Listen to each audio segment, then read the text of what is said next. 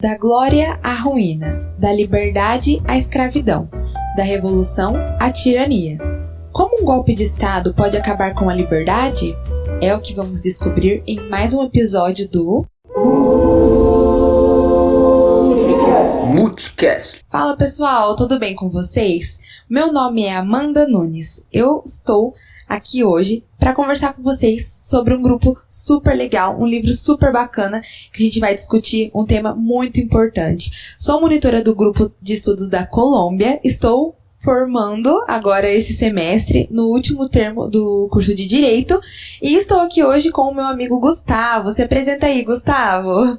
Oi galera, eu sou o Gustavo Minzoni, eu estou no 7º termo de Direito, eu sou monitor do grupo de estudos de Direitos Humanos e do grupo de Direito Internacional Penal. Estou aqui com minha amiga Amanda Nunes e também minha amiga Giovana. Giovana, por favor. Olá pessoal, tudo bem com vocês? Eu sou a Giovana, estudante do 7º termo, inclusive estou na sala do GU e também sou monitora do grupo de Direitos Humanos aqui da Toledo.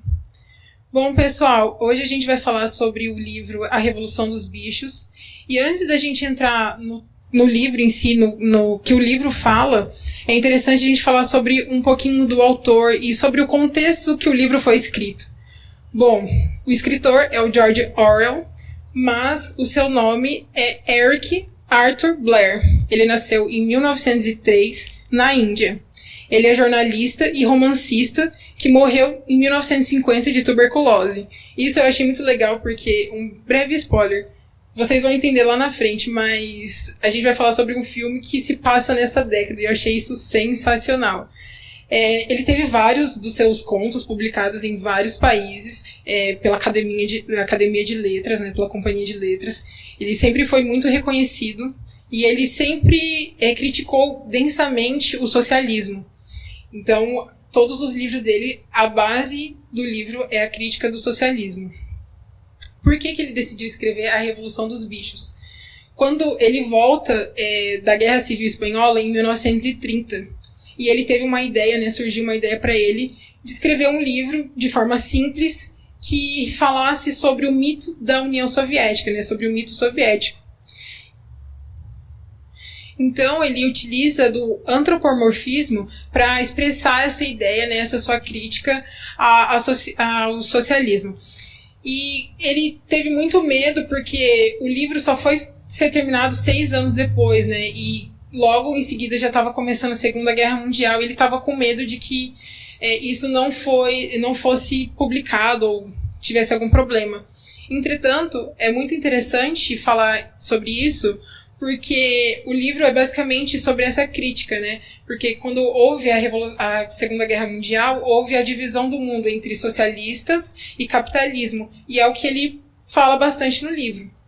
Sendo assim, né, o livro ele é dividido em 10 capítulos.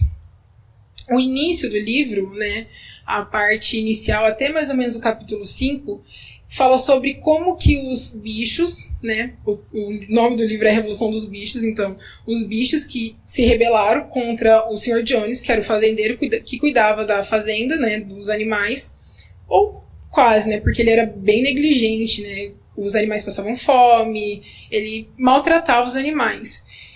E aí, um belo dia, né, os porcos, as galinhas, os cavalos se juntam para falar, não aceitamos mais isso, não queremos isso, e se rebelam contra o Sr. Jones. E é muito interessante porque quando eu estava lendo esse livro, me veio muito o ideal da Revolução Francesa, né? A liberdade, a igualdade, a fraternidade. Porque é assim que eles começaram a se tratar após eles conseguirem fazer com que o Sr. Jones fosse embora. Eles eram livres agora, eles eram iguais, para eles todos os animais eram iguais, e todos eram fraternos, né? Todos se tratavam com muito respeito e muito carinho, inclusive eram chamados de camaradas. Posteriormente a isso, né, houve o golpe do Napoleão. Quem que é o Napoleão? É um porquinho. Os porquinhos eram considerados os mais inteligentes. Eles tinham estudado, eles sabiam ler, eles sabiam escrever. Em compensação, os outros animais quase não sabiam ler. Alguns sabiam algumas letras, outros sabiam formar algumas palavras, mas poucos se sabiam. diferentemente dos porquinhos que sabiam muito. Então ficou a encargo deles toda essa parte de inteligência, de elaborar as regras, tudo que seria feito passaria pelos porquinhos, desde que tivesse a aprovação da maioria de todos. E é muito legal falar sobre isso, porque em um determinado momento, o Napoleão, ele fica com ciúmes, né, um pouco de inveja do outro porquinho, o Bola de Neve, que é mais do povo, mais carismático, e dá um golpe, né? Ele faz com que o Bola de Neve vá embora da fazenda e fica sob o comando dele a fazenda. E o que acontece? Em um primeiro momento, continuam as mesmas coisas, eles tinham criado umas regras, e essas regras continuaram, a princípio, a mesma coisa. Só que o Napoleão ele começa a adaptar essas regras para que fossem favoráveis a ele. Então, ele modificou parte, como os animais não lembravam muito bem dessas regras, ele modificou parte delas para que ele pudesse se beneficiar. E na fazenda tinha um casarão, que eles não podiam morar nesse casarão, porque tudo que fosse do humano era ruim, tudo que era humano era mal, inclusive a máxima deles era 4 patas bom, 2 patas ruim.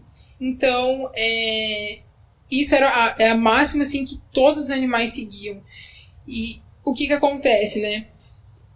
O Napoleão, não satisfeito de ter mandado o Bola de Neve embora, de ter começado a modificar tudo, ele decide morar nesse casarão, né? Então, parte dos animais, antes que trabalhavam pouco, ou trabalhavam para poder sustentar, né, lá na fazenda, agora eles trabalhavam muito, e o alimento foi racionado, só que para os porquinhos, os alimentos continuavam a mesma coisa, inclusive até mais. E os porcos tinham a defesa dos cachorrinhos. Cachorrinhos não, cachorrões, né? Porque eles botavam medo em todo mundo. Então, ninguém conseguia se rebelar contra o Napoleão, porque ele estava muito bem protegido. E outra coisa, assim, que eu acho que foi importantíssimo para que o Napoleão se tornasse um tirano, era o porquinho Garganta. Porque ele era o demagogo, ele que trazia a boa notícia, segundo o Napoleão.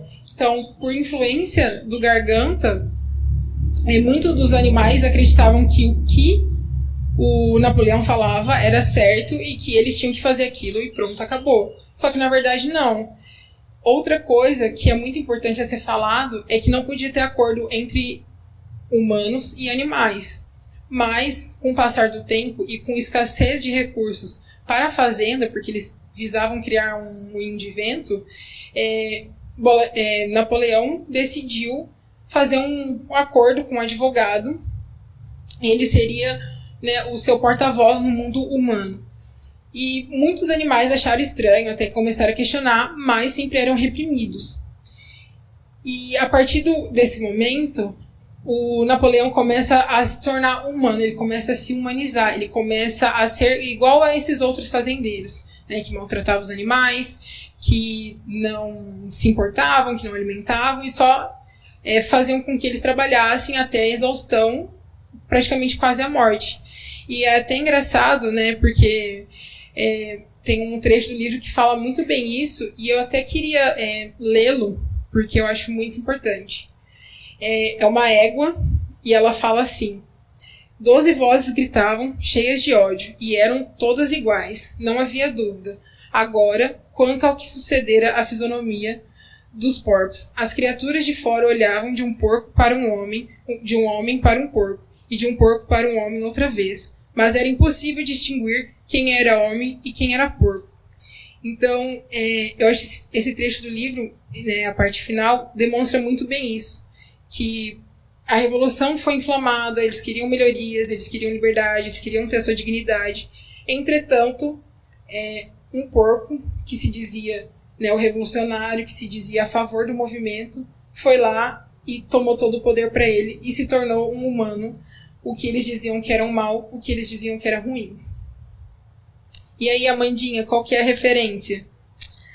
Bom, pessoal, após essa contextualização incrível desta obra de George Orwell, feita pela Gi, muito bacana, né, Gi? Demais. Agora a gente chega nesse bloco do momento referência, um bloco muito legal, que cada um aqui traz uma cena, uma sequência de um livro, de uma série, um filme que você já assistiu, que você pode relacionar com essa obra, né, que a gente possa aqui estar trazendo para discussão. Vocês têm alguma ideia de algum filme, alguma série que vocês já assistiram e que tenha a ver com esse tema tão importante? Então, primeiro eu queria começar lembrando que o George Orwell é domínio público, então tem N adaptações de filme, livro e tudo mais. Então cada versão é um pouco diferente.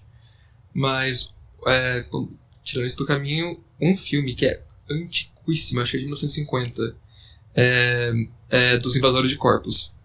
Que são tipo... Espera, depois eu vou explicar. São precisamente aliens que eles vão pouco a pouco invadindo os corpos das pessoas e substituindo elas. Então, tipo, a luta inteira do filme tá descobrir quem é quem, tentar ver como funciona, tentar, sabe, ter alguma esperança. Pra no final do filme, que quando todo mundo foi assimilado e só sobra os protagonistas se esconderem, como aliens. Porque eles dominaram, inverteram a ordem, e assim conseguiram dominar tudo. Então, isso mostra muito a ideia da perversão de uma ideologia. Que algo começa pequenininho e vai crescendo, crescendo, crescendo, crescendo, crescendo, dominando, manipulando, até chegar a um nível que todos são forçados a acreditar naquilo de N formas diferentes, que nem a gente viu em todas as ditaduras da história. Tanto que uma parte muito legal é a última cena do filme, que... Esse é o ruim do podcast, não dá pra mostrar. É uma cena clássica que a protagonista vai falar com o amigo dela, que seria o último outro humano na Terra. Aí quando ela fala, ele aponta pra ela e começa a gritar. E todos os outros começam a gritar junto, porque acharam a última humana. Então, tipo, é mais ou menos essa ideia. É um pouco mais pessimista que o livro, né? Mas é muito similar essa ideia, você vê, colocando, tipo, em comparação a ideia da perversão, que vai de pouquinho a pouquinho, de pessoa em pessoa, chegando e nesse caso, forçando a todos entenderem. Eu lembro parte de um livro que eu li, inclusive fazendo outro link, olha só, que aquele negócio era a ditadura comunista, se não me engano, que estava sendo criticada. E aquele negócio, por que o vendedor de maçã coloca a placa Trabalhadores Unidos na frente da sua venda num país que já é inteiramente comunista? Qual a razão de fazer isso? Qual a ideia? Todo mundo é comunista, todo mundo divide, querendo ou não, aquelas ideais. Então por que ele coloca aquilo? Esse tipo de questionamento. Nossa, muito interessante. Eu, quando soube que o tema seria a Revolução dos Bichos, na minha mente, a primeira coisa que veio foi o filme Avatar, da Disney. Porque ele retrata muito essa questão de dominação e subjugação de uma pessoa para a outra, né? No filme Avatar mostra muito... Os humanos vão para Pandora e lá tem um grupo de, não sei se aliens ou uma civilização, né, daquele lugar. E eles estão ali para explorar, né, para roubar, para pegar um minério para eles ficarem mais ricos ainda. E o que acontece? Eles veem os avatares como uma civilização que vai afetar eles negativamente. Então eles buscam acabar com eles para que eles consigam pegar esse minério. E alguns pesquisadores que vão junto a eles, né, que criam as formas do avatar, então as pessoas conseguem se transformar em avatar, eles se rebelam junto aos avatares originais, vamos dizer assim, contra esses outros militares que estão lá no país. E é muito legal, é um filme muito bacana. Pode falar, Mandinha. Pessoal, e agora, conversando com vocês, me vem à mente The Walking Dead, que é essa série tão incrível. Eu acredito que muitas pessoas já devem ter assistido, porque é uma série que retrata totalmente a Revolução dos Bichos. Eu acredito que é uma série de submissão, mostra muito a questão do nepotismo. Sempre haverá alguém dominando e essa dominação vai passar de uma geração e não há como você se insurgir dentro daquela camada estrutural que foi criada entre os próprios seres humanos, dentro de um problema maior, que é a evolução, né, da sociedade de zumbis. Eu não sei bem como a gente pode classificá-los, né, mas essa civilização de zumbis. Então, assim, é muito incrível, porque a gente vê na série inteira relatos muito similares aos do livro, da obra. Porque você vê um povo inserido numa situação que não tem nada a ver com o que eles imaginavam. É uma situação que aparece da noite pro dia, não há sequer nem um pouco de questionamento, de dúvidas, porque todo mundo ali se vê numa situação, inserido numa situação que é novidade, ninguém nem imagina o que seria os zumbis. Então, do nada, as pessoas devem se organizar em camadas, em grupos, pequenos grupos que vão formando grandes grupos. A gente vê isso nas últimas temporadas da série. Para quem não assistiu, já vai o spoiler. Uma nova civilização formada por homens e mulheres extremamente dominantes acima de outras pessoas que são mais fracas. E não só fracas, mas que não têm condições de sobreviver dentro dessa nova realidade. Quer falar, Gu? Eu ia falar exatamente isso. Que a cada ponto que eles estão sozinhos, toda vez que ele encontra uma pessoa, nunca é algo pacífico. Não. É sempre conflito. Dominação de um para outro, de quem tem mais recursos, de quem pode mandar mais. Que no livro, por exemplo, o Napoleão tinha os cachorros. Que ele roubou da mãe e eu tava usando eles para dominar tudo. Então isso na série se transforma em armas, se transforma em alimentos. Eu lembro de uma mídia também que era do universo Walking Dead, que era um shopping. Que a pessoa conseguia entrar, é um shopping, beleza, falou, não, vem pra cá, vem tudo mais. Aí quando todo mundo entrava, eles eram obrigados a fazer trabalho escravo. Porque é ele que tinha os controles do shopping. Ele que sabia onde a comida tava. Então ele dominava, por sua vez, todo mundo, que nem Napoleão fazia. Porque ele tinha, em teoria, o poderio mental. E, no caso dos cachorros, né? 9 cachorros desse tamanho, o poderio físico também. Então vai daquela de, se algo que é pra ser uma comunidade, porque pensa, apocalipse zumbi, todo mundo se ama e virou zumbi. Você finalmente consegue encontrar meia dúzia de outras pessoas, que não estão mordidas de preferência, pra te ajudar. E a primeira coisa que você faz é impor seu poder sobre elas. Sabe, tipo, eu acho que faz muito sentido. É o instinto da pessoa. Uhum. Eu acho que também, além do poderio armamentista, né, essas armas, né, de tudo isso, outra coisa que ajuda a continuar com esse poder é a demagogia, né, é ter alguém ali na frente que vá falar, que, né, seja carismático, porque muitas vezes, quando a gente vê uma situação assim de tirania, é muito difícil você ver o líder ser aquele líder carismático, aquele líder popular. Geralmente é um líder muito mais fechado, é muito mais rígido.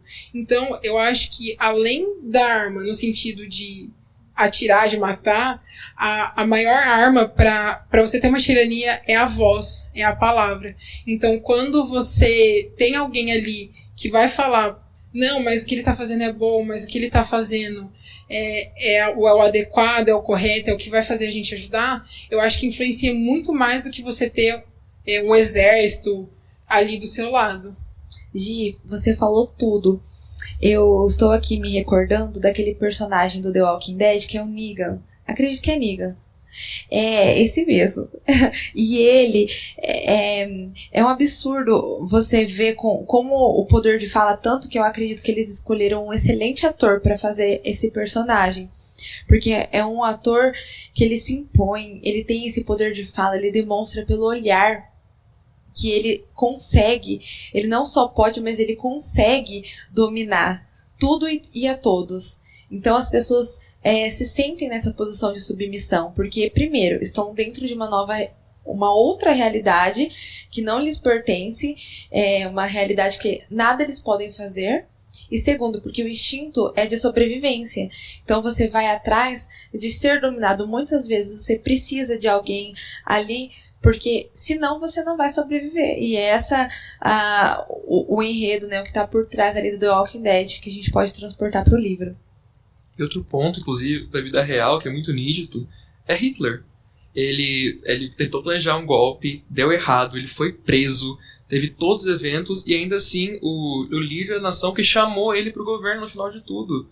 E aí que ele começou a instaurar, porque Hitler não era nem alemão, ele era austríaco, sabe? E ele, com o poder da fala, com o poder de tudo que ele escreveu durante a cadeia, ele conseguiu fazer o que ele fez. E lembrando um detalhe muito importante que as pessoas sabem, demorou muito tempo para descobrir o que eram os campos de concentração.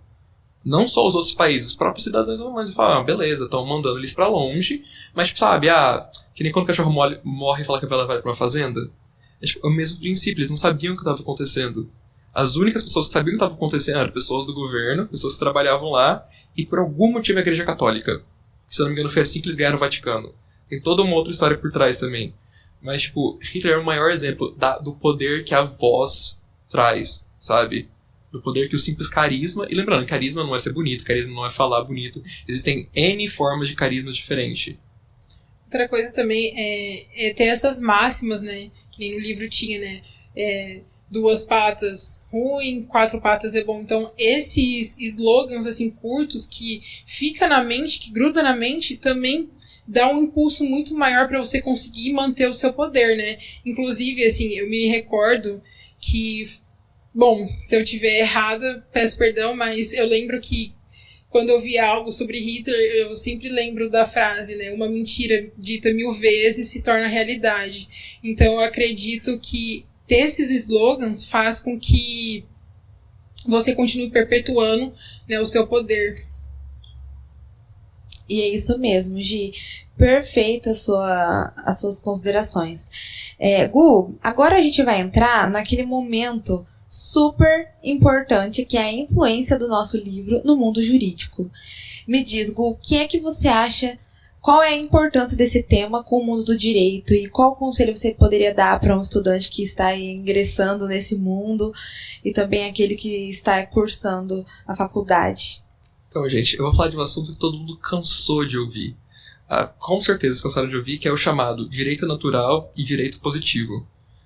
Para contextualizar, lógico, são duas doutrinas diferentes. Uma que fala que a lei é válida porque a lei é a lei, porque está escrito, porque o poder assinou ela assim. E a lei natural fala que a lei só tem validade, só encontra validade, se baseado em algum preceito tido como universal. O maior exemplo desse é o homicídio. O homicídio é penalizado porque matar outra pessoa é errado. Sempre foi assim, sempre será, provavelmente, espero. Então, essa é a ideia geral. Vocês provavelmente vão ouvir isso nas primeiras 2 aulas de filosofia, de IED, de sociologia e de todo o resto. Vocês vão citar isso em tudo. E aqui a gente encontra um chão muito bom para falar disso, porque era justamente o que ia acontecendo conforme foi passando. Porque a gente consegue ver a nítida mudança do direito natural, que é o direito posto lá no comecinho, quando todo mundo ainda estava sob a dominação do senhorio. Que não, todo mundo tem que ser igual, todo mundo tem que ser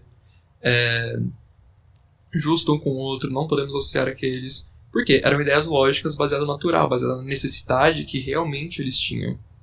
E aos poucos foi se tornando na ditadura do Napoleão. Estranho falar assim, mas ditadura do porco Napoleão. Pra falar melhor. Melhorou. Então, eu acho que esse é um chão muito básico, dá pra gente elaborar bastante. Por quê? Basicamente a ideia, que nem eu toquei um pouco mais cedo, da perversão da ideologia. Ideologia é um ponto nítido, sempre vai ser encontrado. Foi isso que causou todas as revoluções do mundo. Isso que trouxe nossa liberdade, porém isso também trouxe opressão a várias pessoas. Isso trouxe morte a várias pessoas. Como, por exemplo, o massacre do Camboja. Eu acho que mais de 1 milhão de pessoas foram mortas pelo Partido Vermelho, se eu não me engano, por causa de ideologia. Mas, ao mesmo tempo, a gente foi liberto das amarras do colonialismo por ideologia também. O que vai... Isso é um valor esquisito, mas o que vai tornar uma ideologia boa ou ruim, ou melhor, moralmente boa ou ruim, é justamente, ao meu ver, quão baseada ela está no direito natural versus direito positivo. O quão aquilo é justo, porque tem que ser justo. Porque, princípio básico, tipo, colonialismo, por exemplo. Por que é certo alguma pessoa ter outra pessoa? Que era basicamente o que a gente tinha em graus, vários níveis diferentes. Então, tipo, é algo nítido, algo claro, algo que uma criança entende. E verso outro, por que a gente tem que matar mais de 1 milhão de pessoas por uma forma de produção? Por uma forma de sistema. E não falando necessariamente do comunismo, por todas as outras formas de ditadura. Tipo, qual é a necessidade de matar, colocar em campo de concentração judeus, gays, negros, ciganos, todo mundo por causa de que exatamente? Da supremacia ariana? Qual que é o motivo da submissão, né? Eu acho que a questão é essa, né? Por que que tem que ter a submissão? Por que que a gente tem que subjugar um grupo, né? Qual que é a necessidade? Exato, tipo, são coisas, tipo, fácil. Eu também acho que tem um ditame, eu acho que chama a navalha de Ockham, que seja aquele negócio, a solução mais simples geralmente é a mais verdadeira. Sabe, se você tem que fazer toda uma ginástica mental pra tentar explicar por que uma pessoa na verdade era boa, ou por que tal coisa na verdade não aconteceu, sendo que tem N provas ao contrário, sendo que as pessoas só conseguem pensar e falar, se 2 mais 2 é 4, então é 4. Também se aplica muito aqui. Porque é uma coisa que a gente infelizmente vê muito em vários lugares, agora tocando um pouco de direito internacional dos direitos humanos, é a falta de história. Em qualquer local que a gente vai colocar os direitos humanos, a gente pensa nisso. Sempre tem que ter um ponto histórico para a gente não retornar. Para a gente não transformar uma ditadura, um golpe, numa revolução.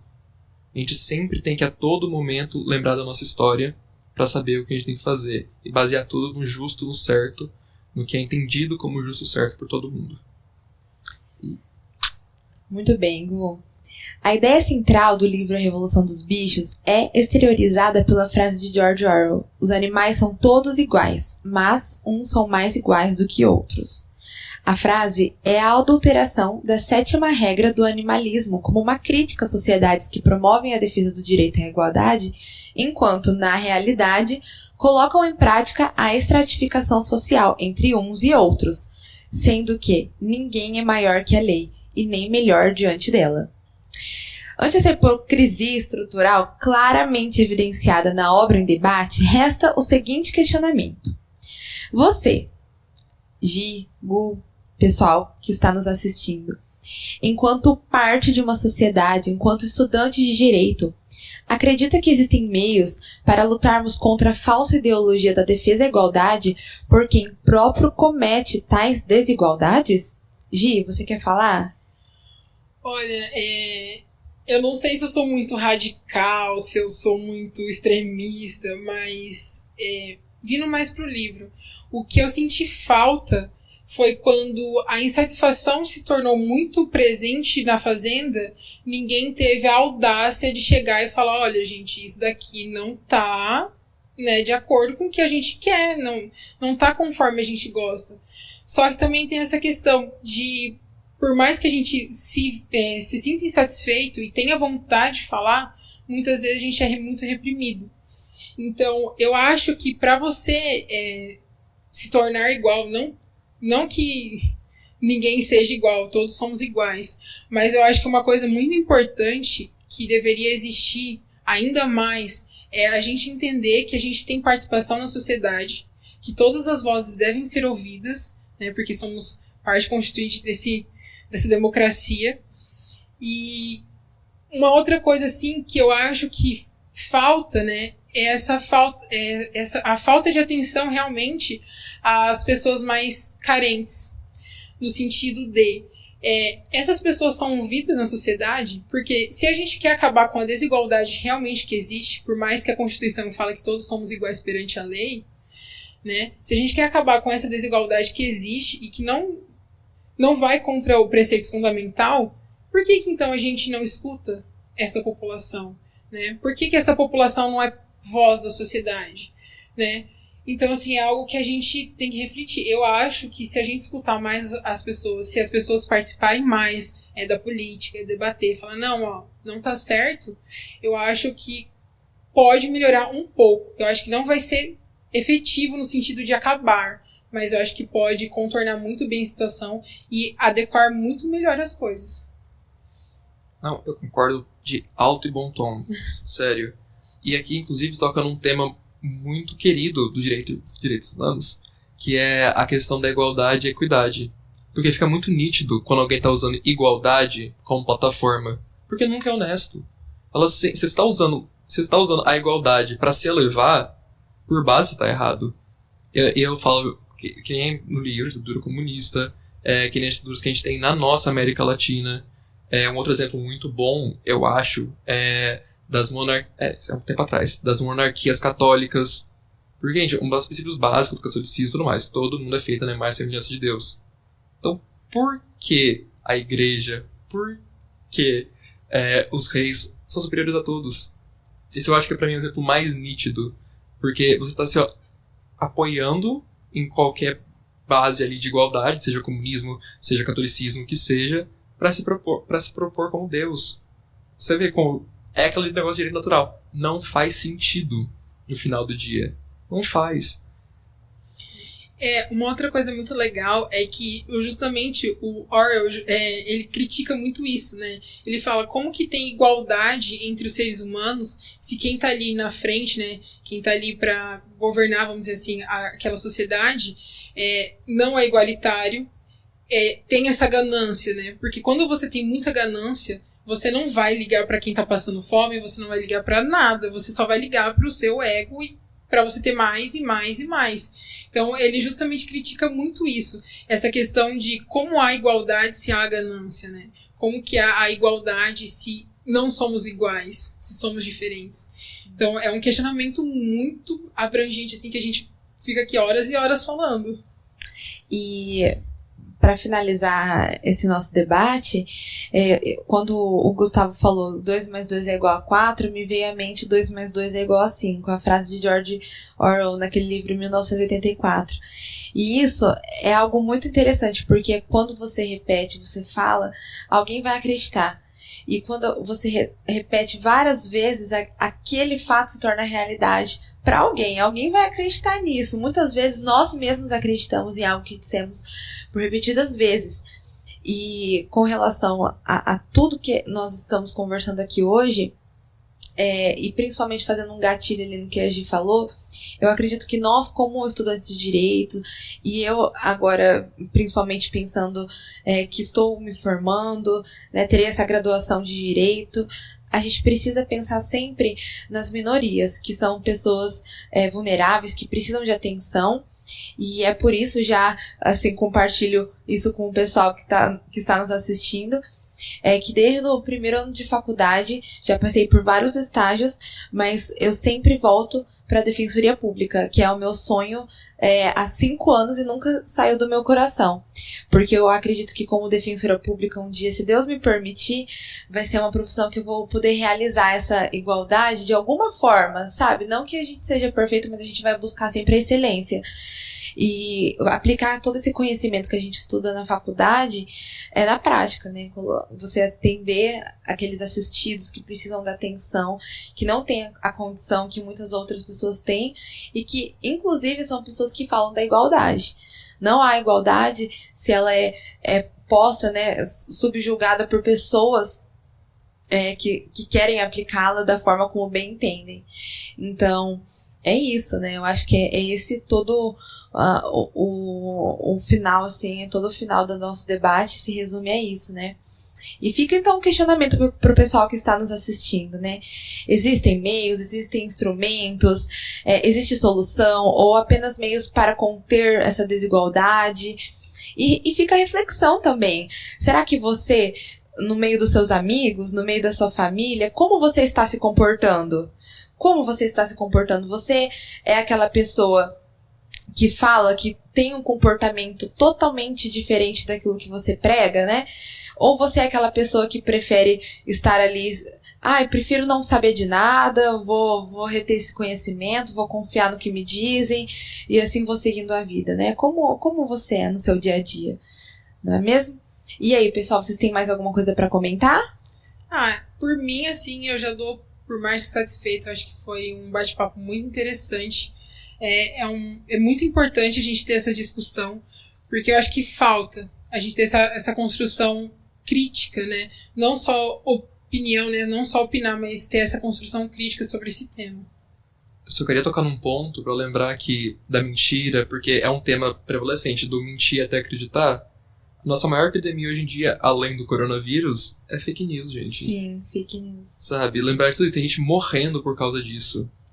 Então, só lembrar que não é algo bobo. Se você estivesse no lugar deles, talvez você ia acreditar nas mesmas mentiras do Napoleão. A gente não tem como saber. Se você tem como saber, saiba que é um luxo. Nem todo mundo sabe. Tem pessoas muito mais simples, pessoas muito mais formadas, porém que também caíram no buraco. Então só lembra de sempre coibir mentiras. Sempre quando vier uma fake news, fala, dá o seu ponto, não fica quieto. Eu acho que eu só queria falar isso e reforçar a discussão que foi excelente. Reiterar todas as palavras das meninas. Arrasou, Gu. E encerramos por aqui o nosso episódio incrível do Moodcast. E eu convido a todos que estão nos ouvindo para curtir, compartilhar, se inscrever nos nossos canais, nossas redes sociais. Siga-nos e esperamos vocês no próximo episódio. Obrigado por escutarem o Moodcast.